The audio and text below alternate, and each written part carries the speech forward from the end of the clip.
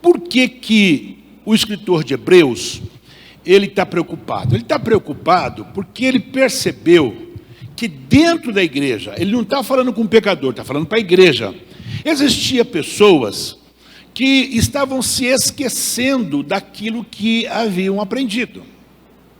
Ou seja, entrou aqui, saiu por aqui, eu vou continuar na mesma vida. Só que o texto é extremamente claro. Você já deveria ser mestre, você já deveria ser um professor de escola bíblica, você já deveria ser um diácono, um presbítero, um evangelista, um pastor, e você não sai do lugar. Por quê? Porque você quer continuar tomando leitinho. Você quer continuar tomando leite em vez de uma comida sólida. Mulheres que já tiveram filhos aqui sabem muito bem, o bebê, normalmente o bebê, ele mama até um certo tempo, mas vai chegar uma hora que você, como mãe, vai ter que tirar o leite materno dele. Às vezes é difícil, mas tem que tirar.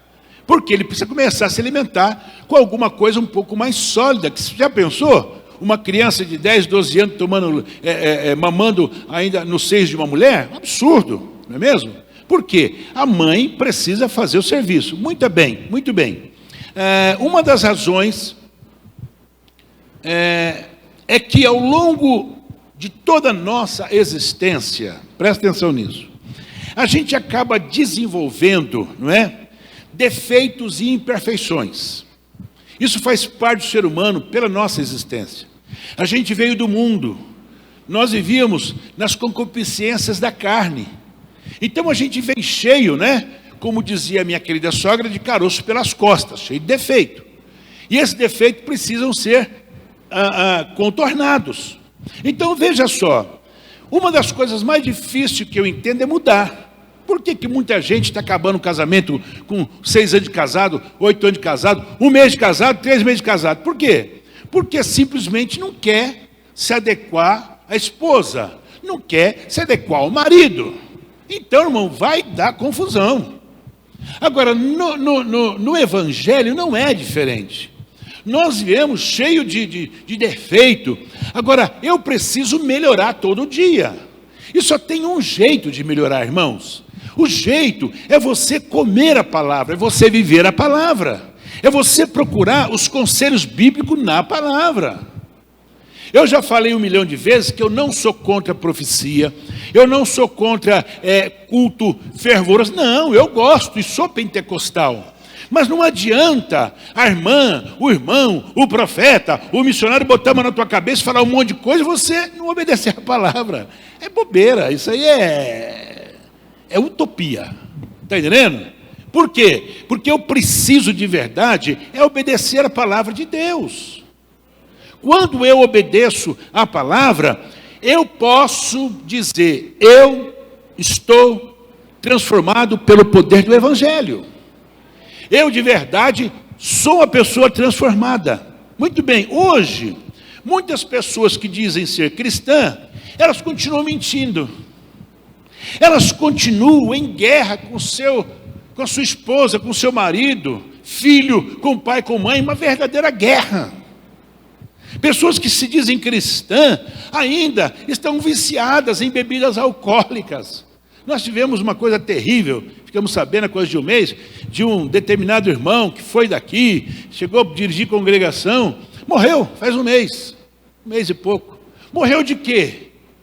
Covid? Não, de cirrose. Cirrose? Cirrose tem 2 tipos de cirrose. Tem aquela cirrose dos caras que chuta o barde, e tem um outro tipo de cirrose que ele é muito difícil ter, mas tem gente que tem. Só que esse camarada, a cirrose dele foi aqui, dirigia a nossa congregação, mas entornando o cardo.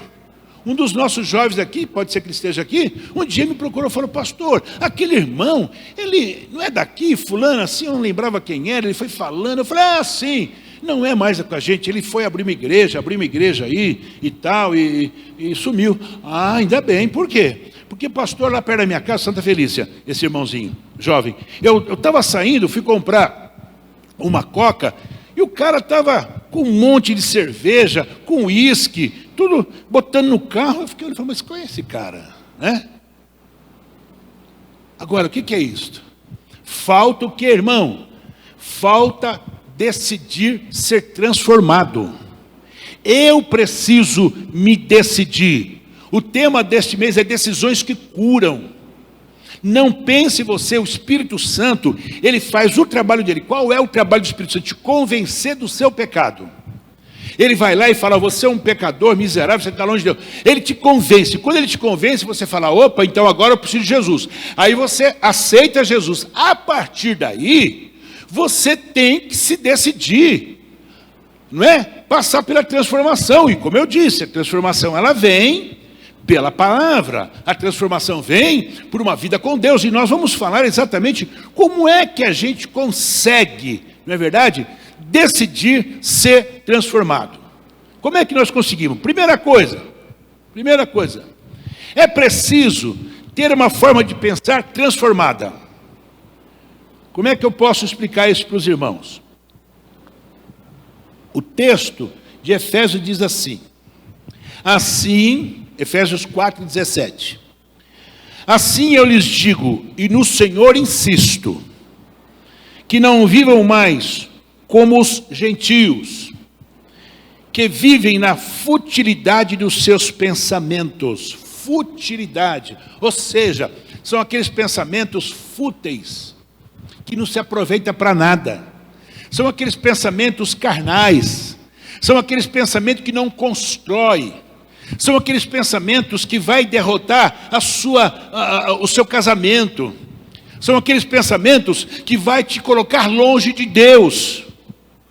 Se alguém deseja mudar, né, a maneira como vive, deve mudar também a maneira de como pensa. Você tem que pensar, eu sou crente, agora eu sou uma nova criatura, eu aceitei Jesus, eu preciso agradar o meu Deus.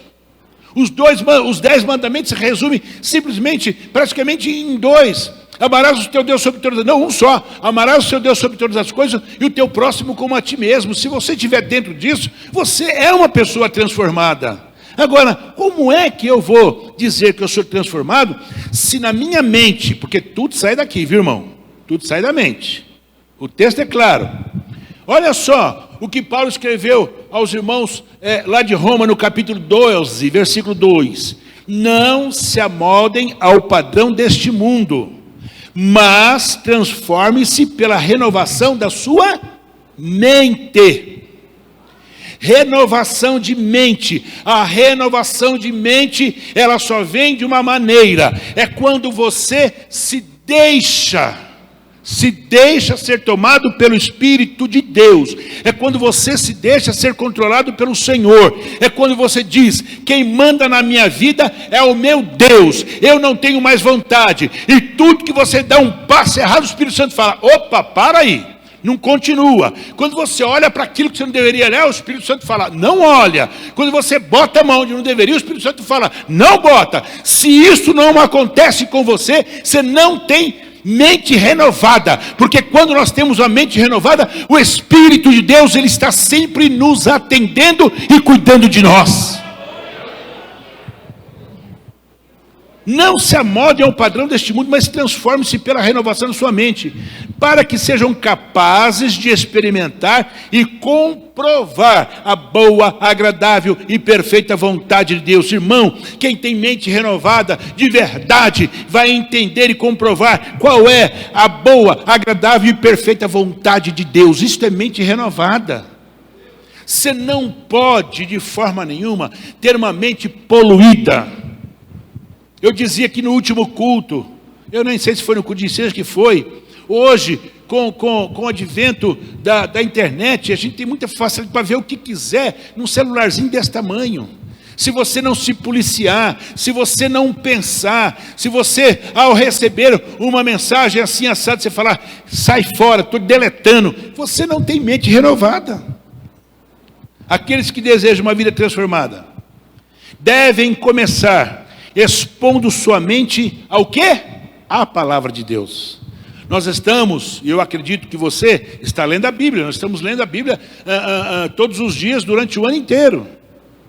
Quando você expõe sua mente à palavra, irmão, fique em paz. Por isso que, para que eu possa ter uma vida transformada, a primeira coisa é mudar a forma de pensar, ter uma mente transformada. Agora, a pergunta que se faz: você tem a mente transformada? Responde para você.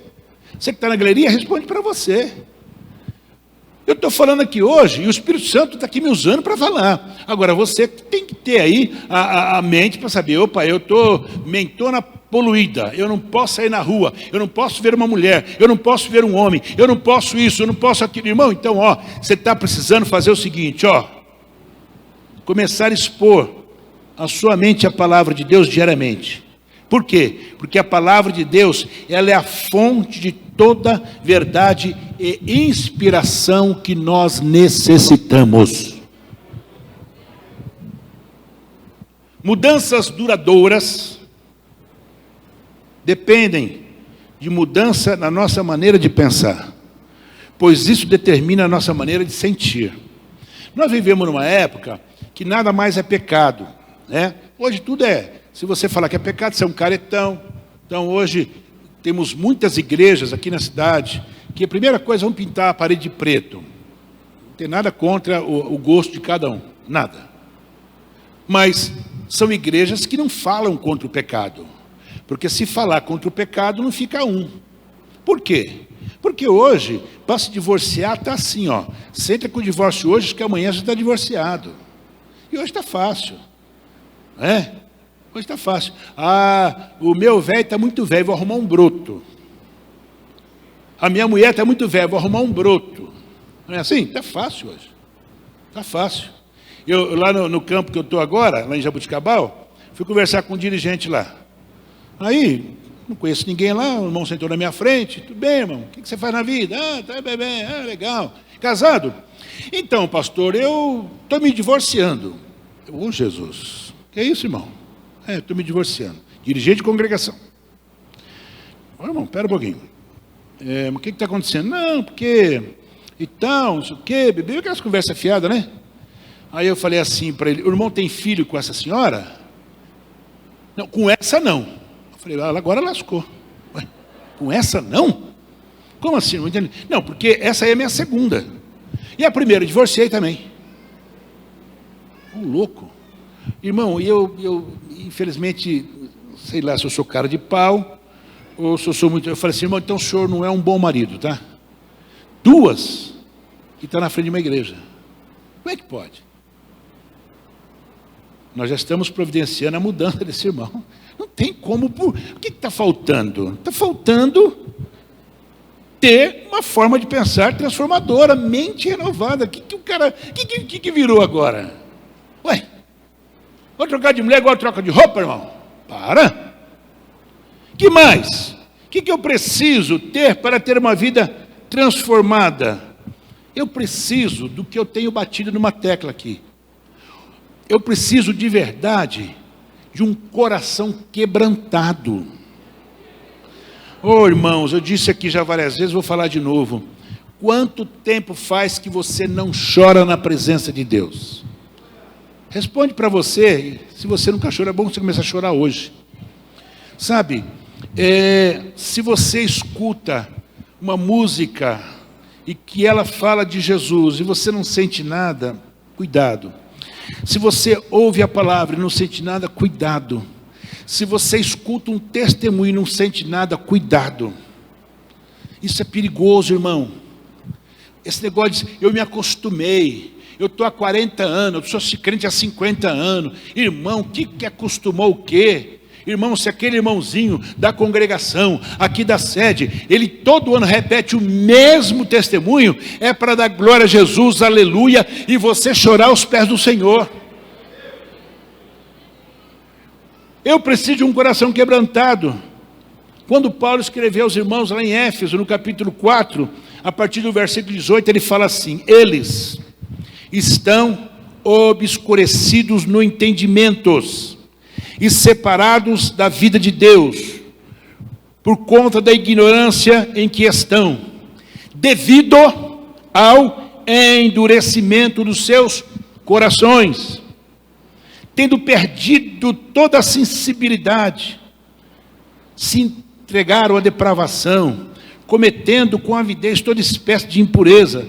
Todavia, não foi assim que vocês aprenderam de Cristo. De fato, vocês ouviram falar dele, e neles foram ensinados de acordo com a verdade que está em Jesus. Olha o que Paulo está dizendo aqui. Isso aqui ele está falando para a igreja, irmão, lá em Éfeso. E ele está falando hoje também para nós. Sabe, a igreja tinha perdido a sensibilidade. E quando você perde a sensibilidade, nada mais é pecado. Você entra pelo caminho da depravação, comete todo tipo de coisas erradas.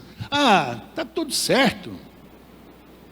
Eu vou para tal lugar, vou tomar todas. Eu vou para tal lugar e, sabe, minha mulher não está, meu marido não está. O que é isso, irmão? O que está faltando? Está faltando o coração quebrantado, perdemos a sensibilidade. E quando você perde a sensibilidade do Espírito Santo, já era. Já foi. O crente, irmão, tem que chorar. O crente tem que dizer: Senhor, eu sou um pobre, miserável pecador. Eu não merecia, mas o Senhor teve misericórdia de mim. O Senhor te fez um favor. E sabe o que você fez para Ele? Nada. A salvação, ela procede de Deus. Ela procede porque Deus te amou. E você e eu, nós não merecíamos, mas Ele nos amou. Ele deu seu Filho para morrer na cruz pelos meus pecados. Hoje nós somos livres. Hoje nós podemos dizer: nós vamos para a glória, nós vamos para o céu. O Senhor de verdade escreveu meu nome na vida. Irmão, chore, glorifique, exalte o nome do Senhor. Perdemos a sensibilidade. O autor diz com clareza: quem não se quebranta perde a sensibilidade, a verdade de Deus. Virou rotina, virou qualquer coisa. A gente vem para a igreja, fica acostumando para a igreja, não é tanto que eu vou provar isto. Por que muita gente não voltou mais depois da pandemia? Porque desacostumou. Ele estava acostumado, ele não era crente, ele não era, ele não era justo para ir naquele texto. Então, vereis a diferença entre o que serve a Deus e o que não serve. Não é assim? Tranquilo. O cara estava acostumado, a irmã estava acostumada, o jovem estava acostumado a vir para a igreja todo dia. Aí entrou a pandemia, 2 anos naquele jeito. O cara desacostumou de vir para a igreja. Por quê? Porque ele vinha porque ele estava acostumado, não é porque ele entendia que o plano da salvação o alcançou, não é porque ele de verdade tinha necessidade de vir adorar a Deus, não é porque ele tinha necessidade de vir aqui para glorificar, não, ele vinha porque ele acostumou. Perdeu a sensibilidade. Que Deus tenha misericórdia de mim, tenha misericórdia desses homens que estão sentados aqui no púlpito, tenha misericórdia do grupo de louvor, tenha misericórdia de você, que é auxiliar de escala, diácono, presbítero, evangelista, pastor, missionária, você que é líder, em nome de Jesus, volte-se para o seu Deus. Se você quer ter uma vida transformada, tenha um coração quebrantado. Pastor, mas eu sou de um difícil para orar, para chorar, eu não choro fácil, eu sou durão. Irmão, você é durão? Então, eu vou te dizer uma coisa, você vai se amolecer logo. É mesmo, pastor? Como? Sabe como é que você vai amolecer? É simples. Quando as lutas se levantarem, aí você começa a chorar aos pés de Jesus. Sabia que é assim? Meu Deus, pelo amor de Jesus, me acuda. Eu não estou aguentando. Aí você começa a chorar. Uai, então tem que vir a tribulação para você se quebrantar? O que está acontecendo hoje? Eu tenho muita dificuldade com isso, mas estou aprendendo. É a minha esposa. Às vezes a pastora está escutando uma música, ela fala assim para mim: olha só a letra dessa música. Eu, Porque às vezes eu estou escutando, mas não estou escutando nada. Está entendendo? Quando é mensagem, a gente tem viajado agora toda semana para Jabuticabal, dá 1h10 de carro. A gente pega sempre uma mensagem para escutar, daqui para lá. Aí eu guardo. Mas música eu tenho dificuldade. Aí ela fala para mim: escuta, olha a letra dessa música. Esses dias ela mostrou uma música para a gente, um dia eu vou pensar em colocar até no grupo de louvor, que é um cântico para quando termina o culto. É um negócio fantástico, fantástico. E eu falei: Elaine, mas que música, que mensagem desse tamanhozinho, mas como fala o coração da gente. Você está entendendo o que está acontecendo? Você vem no culto, escuta o hino, entrou aqui, saiu aqui, o pastor está pregando, meu Deus do céu, será que o pastor ainda vai pregar mais 5 minutos? Não é assim? O que é isso? Falta de sensibilidade. Para se ter uma vida transformada é preciso um coração quebrantado. Eu preciso decidir, a decisão é minha. A decisão é minha, de me voltar, de ler um texto aqui, quando Paulo fala do seu sofrimento, fala, puxa vida, esse camarada, esse cara sofreu. Nós nunca sofremos pelo amor do Evangelho, nunca, nós não. Mas Paulo, Pedro, os discípulos, os apóstolos, os irmãos do primeiro século, irmão, esses caras aí, ó, só Deus para ter misericórdia. Se nós formos passar o que eles passaram, nós vamos tudo desviar tudo. Porque nós nunca passamos dificuldade. Por quê? Porque falta para nós sensibilidade, coração quebrantado. Deixa eu te pedir nessa noite, na oração final, diga, Senhor, eu preciso voltar ao primeiro amor e ter um coração quebrantado. Que mais? Eu preciso me decidir o quê?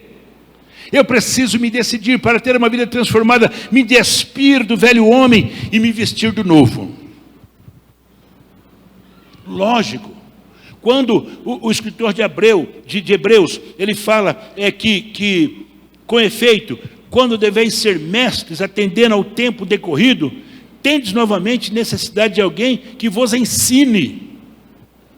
De novo, irmão, já te falei 1 milhão de vezes que você tem, e você só quer que eu te ensino, e você não segura. Então vamos lá, despir-se do velho homem e vestir de novo. Paulo ainda falando aos irmãos de Efésios, ele fala assim, quanto à antiga maneira de viver, vocês foram ensinados a despir-se do velho homem, que se corrompe por desejos enganosos, a serem renovados no modo de pensar, voltamos àquela coisa, e revestir-vos do novo homem, criado para ser semelhante a Deus, em justiça, em santidade, provenientes da verdade. Olha o que Paulo está falando.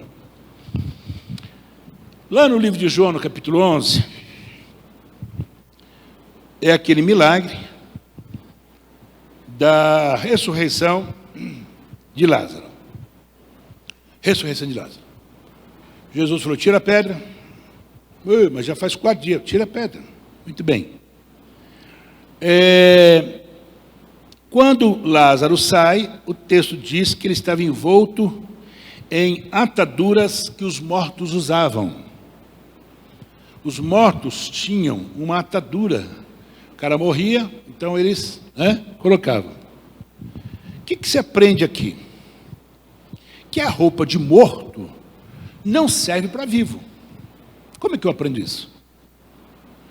Jesus, depois de trazer de volta à vida, disse à multidão, em especial às suas irmãs, tirem as faixas dele e deixem ir. Ou seja, tira essas faixas e coloca a roupa de vivo nele, porque essa roupa é de morto. Essa roupa aí é de morto. Não é de vivo, é de morto. Então tira. É o que Paulo está falando aqui. Quanto à sua antiga maneira de viver, vocês foram ensinados a se despir do velho homem, irmão. Nós já fomos mortos para o pecado. Nós fomos mortos, estamos mortos para o pecado. Nós somos nova criatura, irmão. Pensa nisto. Tira essa roupa de morto em nome de Jesus. Tira. Jesus nos tirou da morte, lá em Efésios 2,5, Colossenses 1,13. Nós estávamos mortos, não deu uma nova identidade, um novo status espiritual, irmãos. Acabou. É isto que você tem que pensar. Eu não sou mais morto, eu estou vivo. Eu era morto, a Bíblia diz que eu vivia morto em minhas ofensas e pecados, mas o Senhor me restaurou pelo sangue de Jesus na cruz do Calvário. O estilo de vida antigo é como aquela roupa podre de um morto, que não condiz mais com a sua nova natureza em Cristo Jesus. Não condiz mais. Não.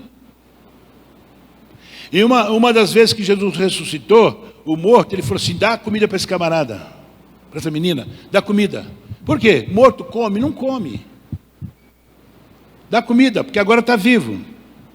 Por isso, pela graça de Deus, nós precisamos abandonar a nossa velha maneira de viver, e a partir de agora dizer, Senhor, olha, eu preciso me despedir desse velho homem, eu sou crente, mas sabe como é que é? Eu ando dando umas pisadas, eu ando, sabe, erradão mesmo. Eu preciso me despir desse velho homem e voltar a colocar a roupa de um novo homem para a glória de Deus o Pai.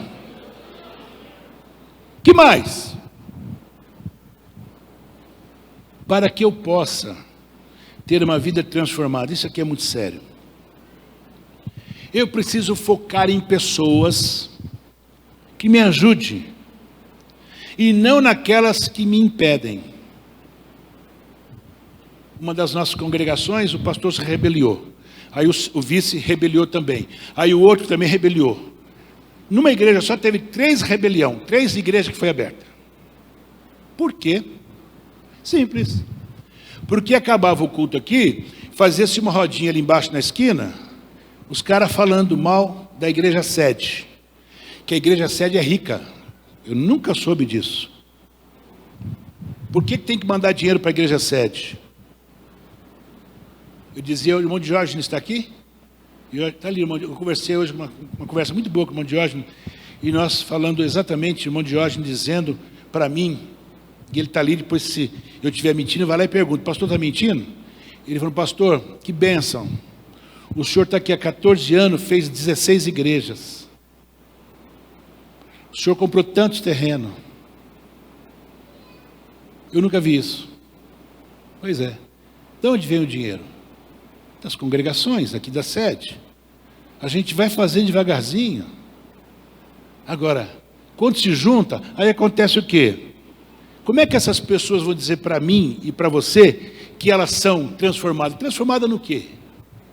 Que isso, irmão? Se você não obedece o teu dirigente na congregação, se você não obedece o pastor Ismael, você é transformado coisíssima nenhuma.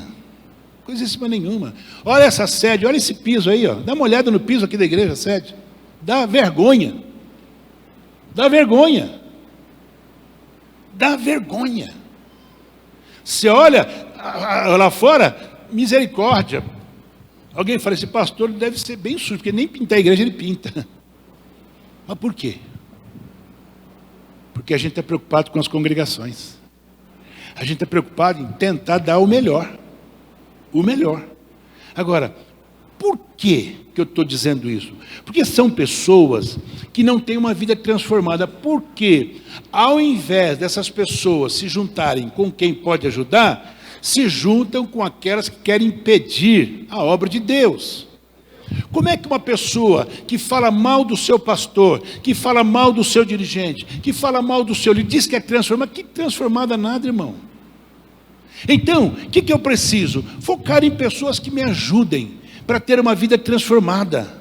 E não aquelas, né? Segundo 1 Coríntios, capítulo 15, diz assim, versículo 33. Não se deixe enganar. As más companhias corrompem os bons costumes. Nunca nós vamos melhorar se não mudarmos os relacionamentos que nos influenciam. Irmão, irmã, deixa eu te dizer uma coisa. Fique de lado de quem queira crescer. Falou mal do seu dirigente? Sai fora. Falou mal do seu pastor? Sai fora. Falou mal do líder lá das irmãs, do líder dos jovens? Sai fora. Não.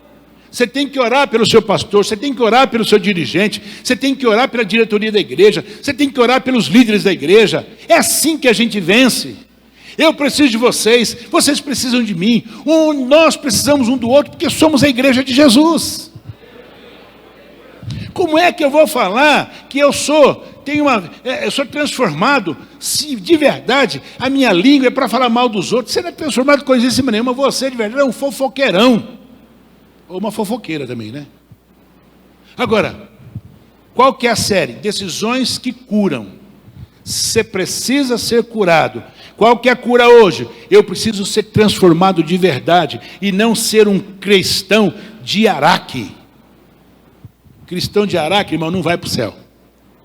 Naquele dia, você vai chegar e ele falar, e vai dizer assim, não te conheço. Mas não, como é que ele me conhece?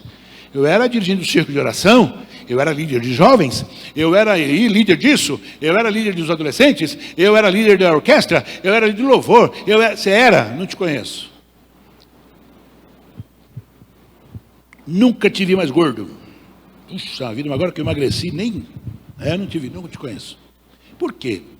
Porque, na verdade, nós precisamos, irmãos, se aproximar de gente que nos ajude,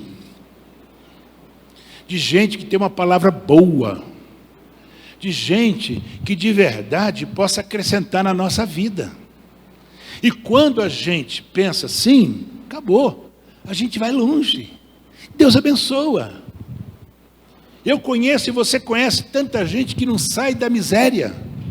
Está na igreja há 50 anos, mas é uma miséria. Por quê? Porque a sua boca, de verdade, é um saco de lixo, daquele de 60, 100 litros. Não tem uma palavra boa. Não consegue nunca levar ninguém para Jesus. Porque os vizinhos sabem de como aquela pessoa é. Não dá testemunho na vizinhança, não dá testemunho no trabalho, nunca deu testemunho lá na faculdade, no colégio. Por quê? Porque só andou com gente que não acrescentava. Pastor, mas eu sou fofoqueiro, sabe? Tem jeito? Tem. Tem. Por que que tem? Porque a série é Decisões que Curam. A decisão é sua.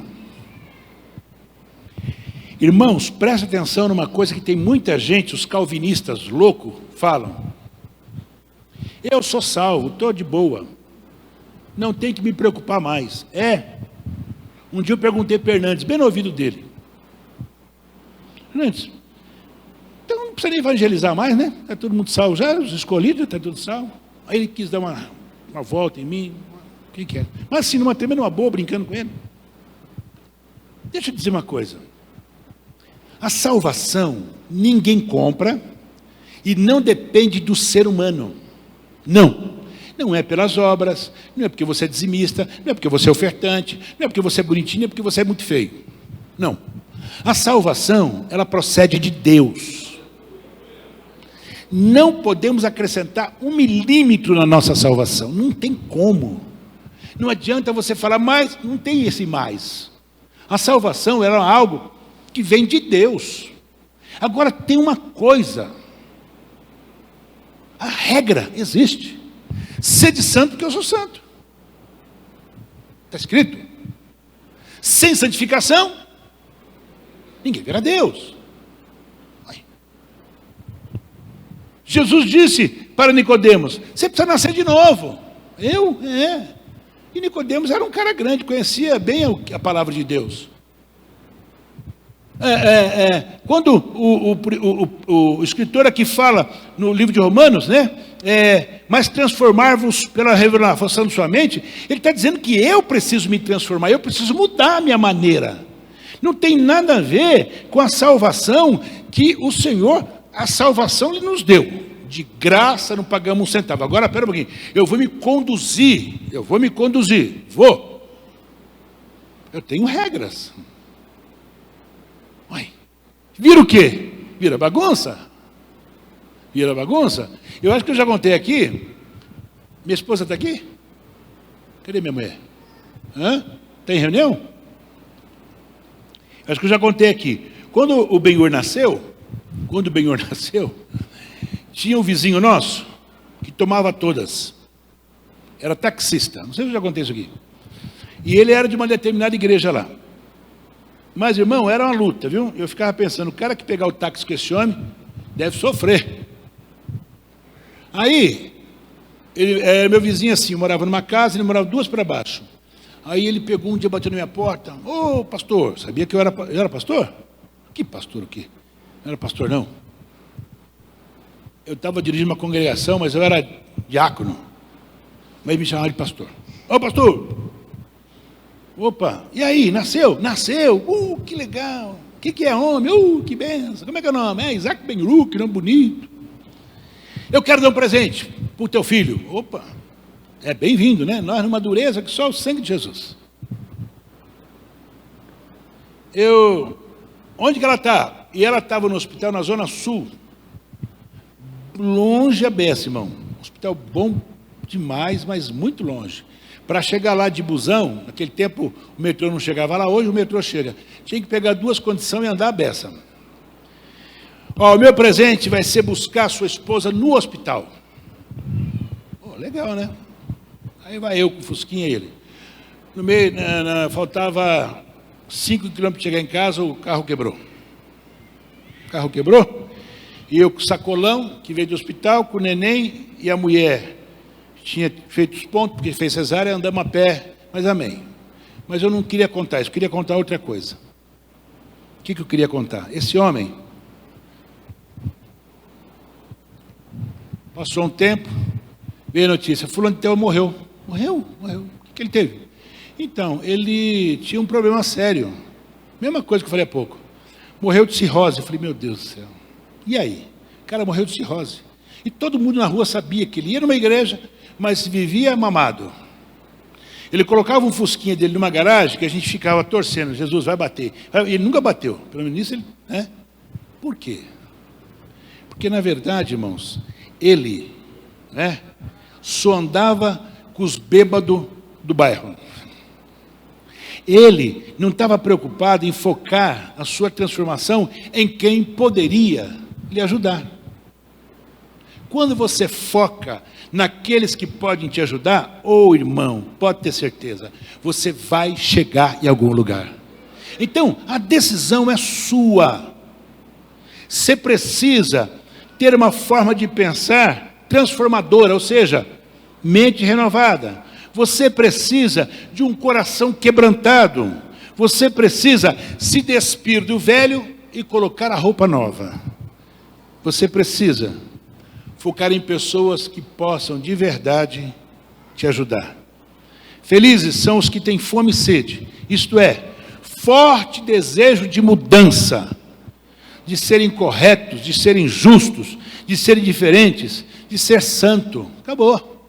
Se você tem esse desejo, você veio no lugar certo. Baixa a cabeça, nós vamos orar agora.